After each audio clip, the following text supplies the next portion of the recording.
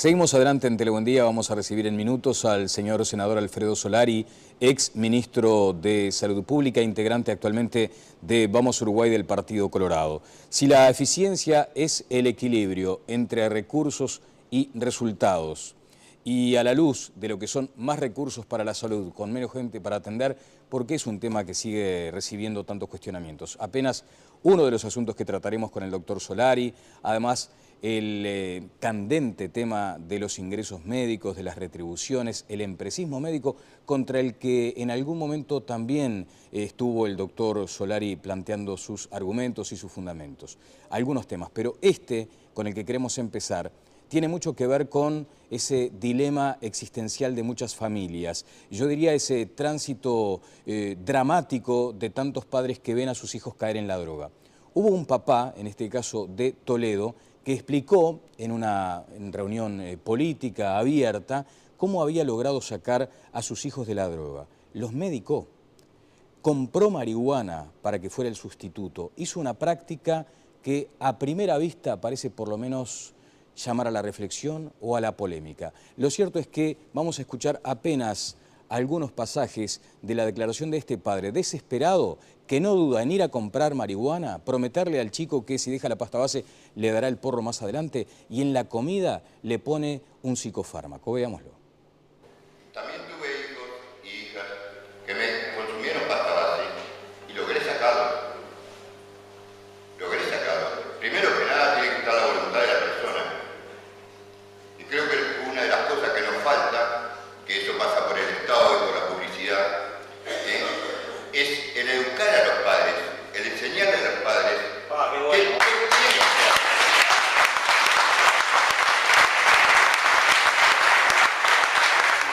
¿Saben cómo lo saqué a uno de mis hijos? Le decía, ¿querés? Tengo pasta base, no tengo porro acá. ¿Querés? Sí, dame, necesito, porque tiene la crisis, los temblores, esa caída. Bueno, primero comé. Y con la comida le ponía ese pan. Y después que comía le daba un par de pitadas. Entonces, ¿qué pasaba? Ellos creían que en realidad lo que les estaba haciendo más efecto, erróneamente, era la marihuana. No. Era el diazepam, que los estaba aplastando. Y así logré que fuera distanciándoles el consumo y logré sacarlo. Hasta que no consiguieron.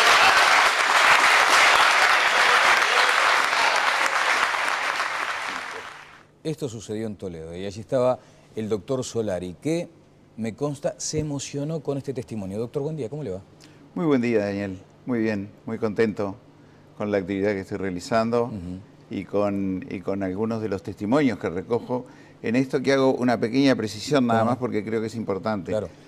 Esta no fue una reunión política, fue una asamblea de la comunidad de Toledo, en la cual había representantes de la jefatura de policía, estaba el director de investigaciones, que es el jefe de la lucha contra la droga, y había también expertos. Y simplemente me invitaron como un político para que tuviera la oportunidad de darle una visión un poco distinta, bueno, pero me parece creo que la precisión es importante porque si no importante. a los funcionarios que participaron quedan involucrados en una actividad que no corresponde. Desde ya, muy importante la precisión. Bueno, partiendo de la base que es una reunión pública, que tiene la presencia policial, ni más ni menos que del encargado local del control de la droga, yo decía al comienzo, antes de la nota, parece llamar a la reflexión en una consideración polémica, ¿no? Un papá desesperado, porque seguramente es intransferible esa sensación, hay que estar en el lugar. Un papá desesperado que no solo acude al mercado ilegal para comprar marihuana, seducir con esa posibilidad al hijo adicto a la pasta base, pero antes hacerle comer una comida que contiene el Lexotan. Parece polémico. No, sin duda lo es. Tal vez una de las cosas más importantes fue que previo a eso había declarado que él tenía 4 hijos. Exacto. Una hija mujer, de la cual no tiene noticias desde hace 4 años, que vive en la calle. Muy joven, por otra parte. Muy joven. Y por otro lado tiene estos 3 hijos que también tuvieron el problema de la adicción y que él los retiró de la adicción con su experiencia que relató. que es muy polémica. Ahora, me parece, lo más rescatable de todo me parece el mensaje que él dio, porque yo ahí fui a escuchar qué era lo que pensaba la población. Y dice, nadie me enseñó cómo enfrentar este problema. Y creo que de los 300 padres que estamos acá, padres, hijos, chiquilines, abuelos a cargo de niños y demás, somos muy pocos los que hemos pasado esta experiencia en forma exitosa. ¿Quién debería enseñar? Entonces, él reclamó de que el Estado incorporara la enseñanza a los padres, a los adultos, a los ciudadanos, cuál es la mejor manera de enfrentar este problema. O sea, ¿no es esta acaso la manera de enfrentarlo? Producto seguramente de la desesperación.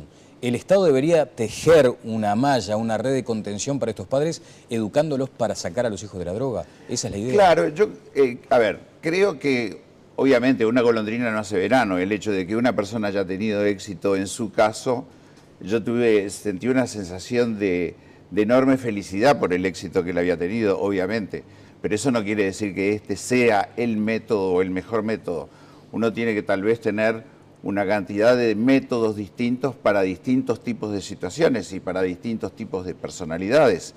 Pero eso es algo que, bueno, que en cierta forma hemos empezado a conversar con el diputado Semproni, del Frente Amplio, para vincularlo con una escuela de padres y con una idea de que el MIDES y el sistema educativo amplíen un poco su espectro. Está involucrado también el presidente del CODICEN, el profesor Wilson Neto, para que a través de un espectro podamos no solamente solucionar este problema, la formación de los padres con respecto a sus hijos que tienen adicción a drogas, también con respecto a la sexualidad muy temprana, también con respecto a las inconductas y el alcohol, con respecto a los valores.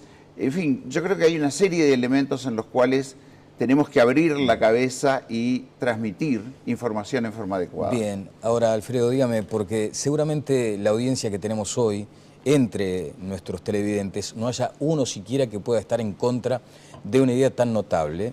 Y usted acaba de aludir a un representante del oficialismo y ustedes de la oposición. La misma pregunta siempre queda como sobrevolando en el ambiente. ¿Y por qué no se ponen de acuerdo y lo hacen? Esta escuela de padres, por ejemplo. ¿Cuán distante estamos de que sea una realidad, de que sea un hecho? Yo creo que tenemos una cierta distancia porque los procesos de transformación dentro del Estado llevan un cierto tiempo de maduración. Lleva un tiempo de maduración la identificación adecuada del problema. Si uno no tiene un diagnóstico apropiado, difícilmente pueda tener un tratamiento que dé resultado. El hiperdiagnóstico tampoco es bueno, ¿no? No, sin ninguna duda, pero hay que tener una idea bastante clara de qué es lo que se quiere atacar y por lo tanto qué resultados se pretende lograr. Segundo, ver qué recursos humanos se necesitan para eso y si los tenemos o los tenemos que preparar. Tercero, ver qué institución es la que se hace cargo y cómo lo incorpora a su programa de trabajo. Pero el comienzo es este entonces. Pero yo creo que sin prisa, pero sin pausa. Ajá. Porque la desesperación que se veía en esa audiencia de unas 300 personas a las 8 de la noche, que quedó hasta las 10:30 de la noche, está demostrando que hay una necesidad viva, una necesidad imperiosa de la gente de poder manejar este problema. Un país que adolece de chacrismo, ¿cuánto impide que se concreten estas ideas? Mucho. Cada repartición del Estado es como una especie de columna vertebral que sustenta un techo superior que somos todo el resto de la población. Pero si esas columnas no se coordinan entre sí, difícilmente dan el resultado. Yo creo que la dificultad, y esto no es una dificultad exclusiva del Estado uruguayo, quiero también reconocer eso, pero la dificultad es cómo establecer en un Estado que está construido sobre la base de organizaciones verticales, cómo construir mecanismos horizontales de funcionamiento. Eso es un desafío muy importante. El MIDES fue creado con esa finalidad, pero resultó siendo una columna más brindando sus propios servicios. Y yo creo que está un poco vinculado con con la importancia que tiene la visibilidad política de cada una de esas instituciones. Bueno, ya se respira un clima preelectoral, notoriamente. No sé si algún día lo dejamos, ese clima aquí en Uruguay. Parece que vivimos de elección en elección. Lo cierto es que uno a veces se pregunta también, ¿ese clima no contribuye seguramente a esta búsqueda de acuerdos? Porque allí está aquello del perfilismo, de decir, bueno, pero esta idea la presentó un diputado de la oposición, ¿cómo le vamos a dar bolilla? Un senador en este caso. ¿Es fácil concretarlo en lo que resta de esta administración? A ver, a lo que yo me refiero es de que el sistema político tiene que focalizarse menos en cada una de las instituciones por separado y focalizarse más en los problemas que debemos solucionar. Eso tiene un componente de autocrítica. Sin duda, sin duda. Me fue muy difícil tomar esa actitud cuando estuve al frente del Ministerio en las dos oportunidades. Hice mis esfuerzos, pero tenía cierta resistencia interna dentro del Ministerio y bastante resistencia en los demás organismos. Creo que es un cambio de mentalidad que tenemos que lograr, cuyo, digamos, para poner un ejemplo bien concreto, tenemos las dificultades enormes que estamos viendo en los servicios de salud, como tú aludías en el inicio de la nota, no ya por lograr coordinaciones entre lo que puede ser salud, educación, Ministerio del Interior, MIDES, sino dentro del sistema de salud entre ACE y otros organismos públicos, o entre los organismos públicos y las instituciones mutuales. A ver, un ejemplo bien claro. Ayer nos vino a visitar a la Comisión de Salud los representantes de los trabajadores de la Seguridad Social, preocupados por la pérdida de funcionalidad que tienen los servicios de salud de la propia Seguridad Social. Asignaciones familiares, el Sanatorio Canzani, el ex Sanatorio Pacheco. En el ex Sanatorio Pacheco hay equipos médicos, quirúrgicos, anestesistas, enfermeras especializadas que no tienen pacientes. ¿Pero cómo es eso? Que hace 5 años tenían 2.700 partos por año. Ahora está previsto que tienen 700 partos por año y van a cerrar. Pero por otro lado vemos que ACE carece de esos mismos recursos humanos y es el mismo Estado. Parece absurdo, parece... Entonces hay dificultades de relacionamiento y de trasvasamiento de recursos de una institución a otra para atender un mismo problema, que es el problema de mejorar los resultados de la gestación y los resultados de los recién nacidos. Creo que hace bastante tiempo el doctor Vázquez, cuando le consultaron, le dijeron, bueno, ¿qué le quedó de su gestión, presidente? Y dijo, la lucha contra el tabaquismo, como aquella bandera que llevaba toda su administración. Bueno, logramos esta lucha frontal contra el tabaquismo. ¿A usted qué le quedó de su gestión, por ejemplo? Precisamente hablando de tantos temas y tan complejos. En primer lugar, con respecto a la gestión del doctor Vázquez, coincido plenamente. Yo creo que fue el logro más importante de la salud pública de los últimos 50 años. Sin ninguna duda. Y creo que los resultados los vamos a ir viendo en los próximos quinquenios. Con respecto a mis dos gestiones al frente del Ministerio, de la primera me quedó la sensación de que era posible reorientar el diálogo nacional alrededor de la prevención y no tanto de la curación. Hubieron algunos programas prioritarios de prevención de cáncer, de prevención cardiovascular, de prevención de enfermedades transmisibles. Eso fue lo que me dejó más satisfecho. Apuntando más a la calidad de vida y no tanto a la sanación de la enfermedad. Sí, sin olvidarse de esta segunda, porque cuando uno está enfermo también hay que atender. Recuperarse. Eso fue durante la administración Sanguinetti, digamos. Eso fue en la administración Lacalle, 1990-1991, que yo fui ministro con él. Después viene la administración Sanguinetti. Y ahí lo que me dejó como gran satisfacción fue haber podido mejorar la gestión de los establecimientos dentro de ACE. Había un director general de ACE, que era el doctor Amorín, que había sido director del Hospital de Florida, un cirujano muy respetado, un cirujano de tórax enormemente capacitado, y el doctor Raúl Amorín logró conformar un equipo de trabajo formado por economistas, administradores, médicos especializados en la administración, médicos clínicos, y eso hizo, y además descentralizamos muchas funciones, creamos equipos de gestión en cada uno de los establecimientos, y eso fue una enorme satisfacción. Dejar eso encaminado fue el logro más Hay quienes dicen, bueno, con Solari en todo caso se consolidó aquella situación de fortalecer los CTI estatales, ¿no? Usted entendía que el Estado también tenía que contar con ese tipo de centros asistenciales. Y allí, por dos razones, sí. por una razón humanitaria y por una razón económica. La razón humanitaria es que a ningún paciente le gusta que lo trasladen de un CTI a otro. De hecho, ayer murió una mujer de 52 años que la trasladaron del Filtro al Hospital de Las Piedras esperando a que se desocupara una cama de CTI y cuando la trajeron de vuelta murió en el traslado. Muerte, o sea que muerte evitable, digamos, ese concepto que... Absolutamente, absolutamente. Pero además por una razón económica, porque lo que encontramos en aquel momento fue de que si nosotros fortalecíamos, flexibilizando nuestras normas de contratación de personal a través de las llamadas comisiones de apoyo, si nosotros fortalecíamos nuestros propios CTI, tanto de niños como de adultos, terminábamos gastando menos dinero que el que gastábamos contratando esos mismos servicios afuera. Cuando hablamos de recursos y de dinero, cuando decíamos, por ejemplo, que la eficiencia, no sé si comparte esa mirada, es el equilibrio entre los recursos y los resultados, ¿no? De eso se trata ni más ni menos que la gestión cualquiera, sea la doméstica o la de un país. Allí empieza a insinuarse una vez más la sombra del empresismo médico.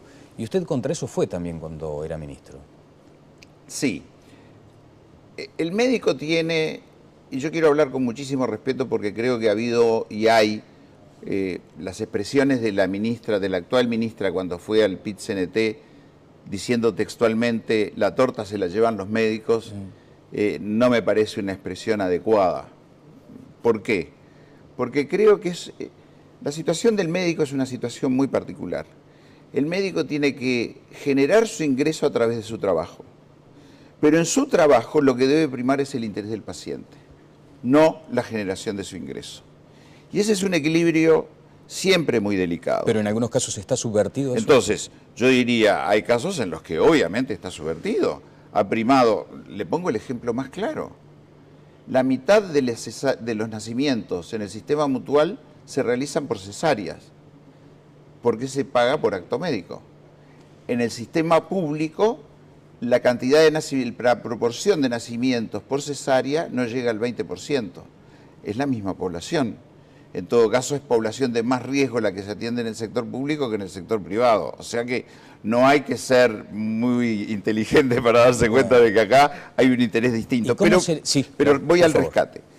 El rescate es de que tenemos que fortalecer en el cuerpo médico y en la población con respecto al cuerpo médico la necesidad de ese equilibrio interno entre cuánto es lo que yo puedo y necesito generar para tener un nivel de vida que pretendo tener y cuánto de eso tengo que contener, preservar, bloquear para que no interfiera en las decisiones que yo tomo en función de mis propios pacientes. A ver si lo que le voy a mostrar va en esa dirección. Las declaraciones de la ministra de Salud.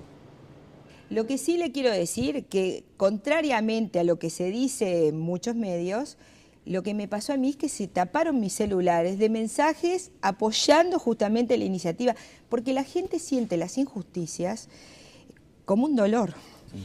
Y en realidad cuando uno piensa que es tanta la brecha, uno lo siente como una injusticia. Entonces, que uno piense que le faltan tantas cosas a tantos uruguayos y que haya otros que tengan tanto, eso me parece que es... Bueno. ¿Qué opina, Solari? Bueno, obviamente la ministra, después de que hubiera trascendido públicamente lo que había dicho, obviamente acá está hablando de otro tema, no es de que la torta se la llevan los médicos, sino de la injusticia en la desigualdad. Pero la injusticia en la desigualdad en nuestra sociedad no ocurre únicamente con los médicos, ocurre con determinado tipo de trabajadores, ocurre con otros profesionales, ocurre entre la población y los políticos. Pero hoy estamos hablando de los médicos. ¿Comparte esa mirada? Hoy estamos hablando de los médicos. Creo que además la ministra incurre en una generalización que no es correcta, porque no todos los médicos, ni mucho menos, yo no tengo presente en este momento la distribución de ingresos de los profesionales médicos, de los 14.000 profesionales médicos que trabajan en el país, pero yo me animaría a decir que no debe ser más de un 15% aquellos que tienen un ingreso que podría considerarse excesivamente cómodo. Nadie que yo sepa se ha hecho rico en el Uruguay ejerciendo la medicina.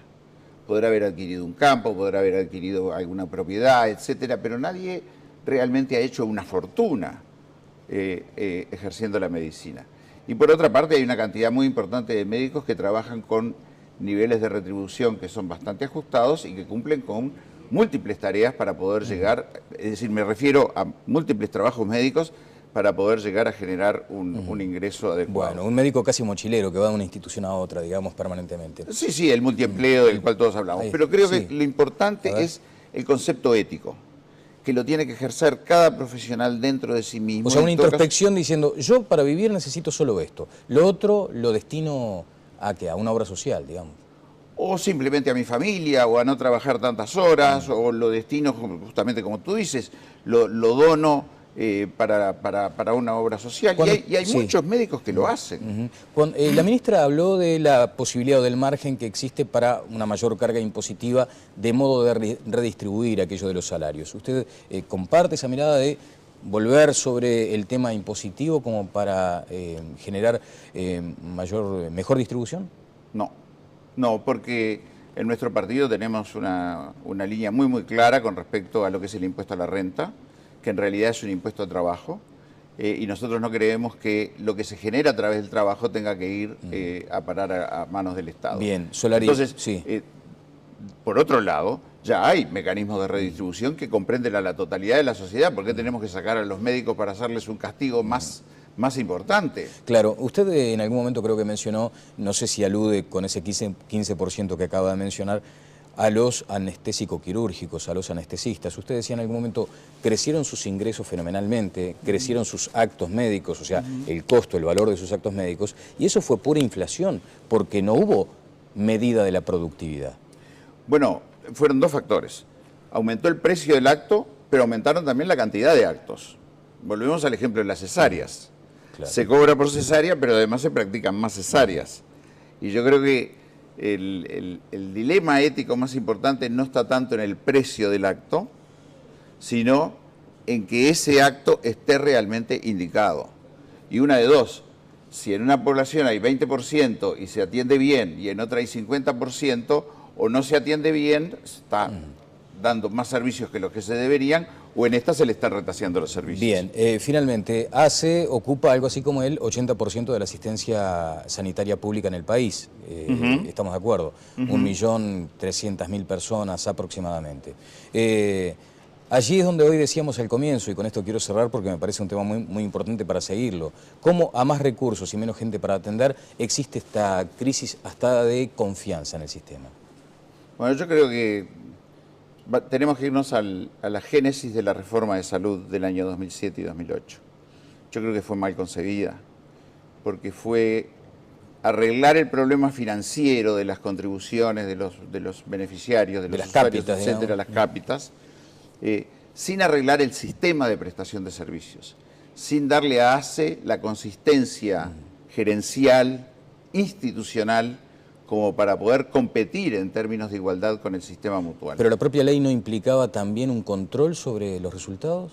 Sí, pero es un control que se aplica sobre los privados, sobre los mutuales, no se aplica sobre lo público. El ACE no puede cumplir con ninguna de las metas asistenciales que plantea la FONASA. Entonces, otra contradicción. Digo, unos compiten manejando, yo no quiero hacer ningún reclame comercial, pero manejando determinado tipo de autos. Uno chiquitito y otro grandote. Claro, y otros competimos con un pitito. Claro. ¿Y estas inequidades que existen a nivel de la zona metropolitana y el interior, no son también parte de una mala gestión? ¿O dónde instala usted la falta de recursos humanos, de médicos que quieran radicarse en el interior? A ver, yo creo que en el interior del país ha habido un enorme progreso en los últimos 50 años con respecto a la salud. Si uno toma los indicadores de salud de la CID en el año 63, la situación en el interior en promedio era el doble de peor que lo que era en Montevideo, el doble de mala que lo que era en Montevideo. Y esa diferencia ha desaparecido. Hay muchos más recursos humanos, hay más tecnología, pero aún falta, aún hay una cierta diferencial muy importante, que no toda ella es evitable porque en un país relativamente pequeño que tiene una concentración importante en el área metropolitana y después tiene una población relativamente dispersa, no se pueden tener servicios especializados en todos lados. Pero lo que sí no puede suceder es que algunos de los servicios básicos, como estamos viendo, servicios de atención de embarazadas, de parto, de recién nacidos, de control del niño sano, ahí no puede haber ninguna falla. No puede pasar lo de Paso de los Toros, no puede pasar lo de Durazno. No puede pasar que un niño se muera porque no hay una ambulancia que lo traslade en tiempo y forma desde Piedras Blancas al Pereira Rosell. ¿Le consta ese caso? Me consta, absolutamente. Es un niño que nació en el centro Badano, ahí en Belloni y Capitán Tula. A las 4:30 de la mañana no se pudo coordinar una ambulancia especializada porque había cambio de turno a las 6 de la mañana. Cuando lo van a buscar a las 7:30, el niño había fallecido. Entonces, hay temas que no son de discrepancia entre Montevideo y... Hay temas que son de gestión. Y ahí voy a la segunda parte de la reforma. No solamente fue mal diseñada porque se puso lo financiero por encima de lo asistencial, fue mal ejecutada, porque no hay nada más complejo que administrar una institución prestadora de servicios de salud. Usted tiene que tener los recursos materiales en el lugar y el momento adecuado, tiene que tener todos los recursos humanos en el lugar y el momento adecuado, el paciente tiene que estar adecuadamente identificado, todo eso tiene que funcionar como un reloj, tiene en forma perfectamente coordinada. Y yo creo que la intromisión de la Federación de Funcionarios en los niveles gerenciales y en los niveles de dirección de las unidades ejecutoras destruyó parte del fortalecimiento gerencial que se había hecho tanto en los gobiernos previos como en el gobierno del doctor Vázquez, y los resultados los estamos viendo. Bien, doctor Solari, finalmente, ¿la oposición está a la altura para tratar de modificar este rumbo? Porque además, en 2016, en teoría, ingresan los pasivos, ¿no? Con erogaciones mucho más importantes, se habla de un plus de 400 millones de dólares. ¿Hay riesgo de colapso si no se varía el rumbo? ¿Vamos en rumbo de colisión si esto no cambia? Bueno, yo creo que estamos en una situación prácticamente de caos. Yo creo que la situación asistencial del Uruguay es caótica, a nivel de ACE es bien claro, hay muertes evitables muy frecuentemente. ¿La oposición está a la altura para modificar esto? ¿Qué herramientas tiene? ¿Con qué cuenta? Yo creo que la oposición está a la altura de modificar esto porque tiene capacidad intelectual, tiene elementos humanos preparados como para poder asumir este sistema, darlo vuelta y ponerlo realmente al servicio de la población a ser atendida. En definitiva, ese es el tema. La importancia no tiene que ser quién brinda el servicio. Lo importante tiene que ser quién lo necesita y solucionárselo en el momento que lo necesita. Bueno, se nos ha ido el tiempo, pero tenemos el martes que viene, tenemos a la ministra en la Comisión de Salud del Senado y le vamos a estar conversando sobre estos temas. ¿Pero con actitud propositiva o simplemente de cuestionamiento? No, con actitud propositiva. Bueno, así que habrá propuestas. Sin duda. Bueno, muy bien, las esperamos. Ha sido muy amable, doctor. Muchísimas gracias. Muy Alfredo Solari estuvo con nosotros, senador de Vamos Uruguay del Partido Colorado, ex ministro de Salud. Pausa y seguimos adelante en Telebuendia.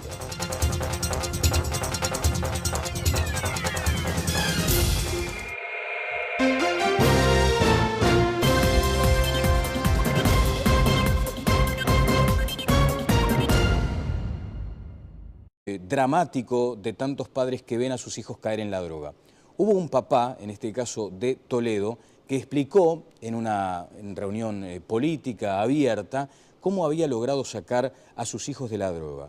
Los medicó, compró marihuana para que fuera el sustituto, hizo una práctica que a primera vista parece por lo menos llamar a la reflexión o a la polémica. Lo cierto es que vamos a escuchar apenas algunos pasajes de la declaración de este padre desesperado que no duda en ir a comprar marihuana, prometerle al chico que si deja la pasta base le dará el porro más adelante y en la comida le pone un psicofármaco. Veámoslo. También tuve hijos y hijas que me consumieron pasta base y logré sacarlo. Primero que nada tiene que estar la voluntad de la persona. Y creo que una de las cosas que nos falta...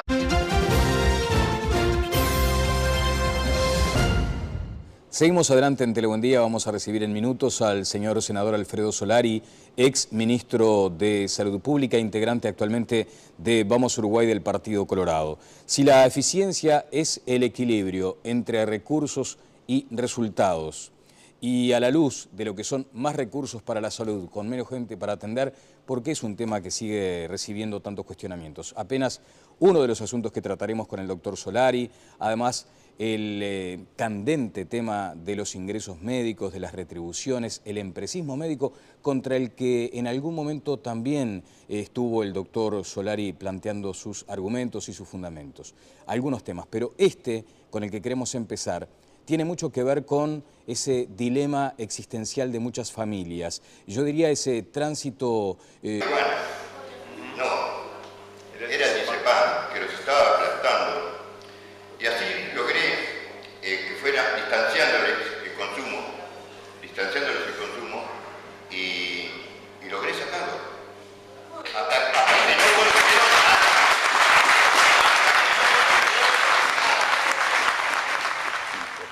Esto sucedió en Toledo y allí estaba el doctor Solari, que me consta se emocionó con este testimonio. Doctor, buen día, ¿cómo le va? Muy buen día, Daniel. Muy bien, muy contento con la actividad que estoy realizando y con algunos de los testimonios que recojo. En esto que hago una pequeña precisión nada más porque creo que es importante. Claro.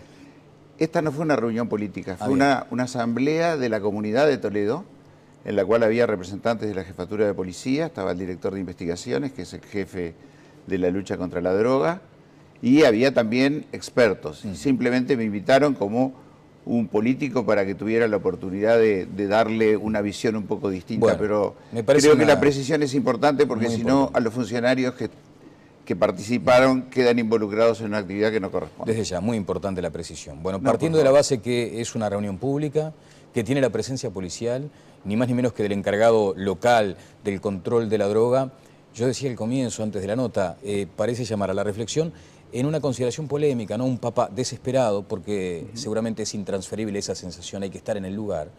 Un papá desesperado que no solo acude al mercado ilegal para comprar marihuana, seducir con esa posibilidad al hijo adicto a la pasta base, pero antes hacerle comer una comida que contiene el Lexotan. Parece polémico. No, sin duda lo es. Tal vez una de las cosas más importantes. Que eso pasa por el Estado y por la publicidad, es el educar a los padres, el enseñar a los padres qué tienen que hacer.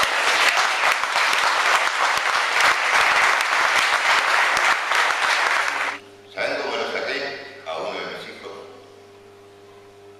Le decía, ¿querés? Tengo pasta base, no tengo un porro acá. ¿Querés? Sí, dame, necesito, porque tiene la crisis, los temblores, esa caída. Bueno, primero comé. Y con la comida le ponía el diazepam.